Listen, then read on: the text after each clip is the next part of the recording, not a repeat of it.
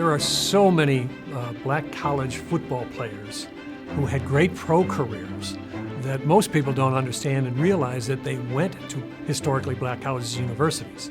And I'll give you just a few. Walter Payton, when he retired and for many years after, was the leading rusher in the National Football League, went to an HBCU.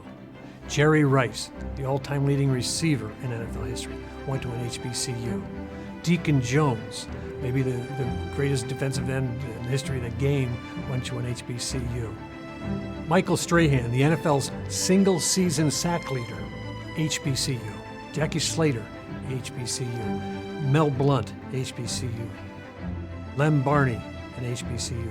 Art Shell, HBCU. John Stallworth, HBCU. These are players who obviously went on to great stardom in the NFL, and I keep coming back to this. They're not unique. There were great players coming out of the historically black colleges and universities, but the doors of professional football were not always open to them. It really wasn't until the 1960s, and primarily because of the new American Football League, who were looking for good players. And they had to go a little colorblind to find some, and they did. And then that opened the doors in the then rival NFL. Bill Nunn, a great Pittsburgh Courier sports editor, became an employee of the Pittsburgh Steelers to scout historically black colleges and universities, found players like Mel Blount to play for the Steelers. So there was a wealth of talent in these schools. They just had to be invited to the dance.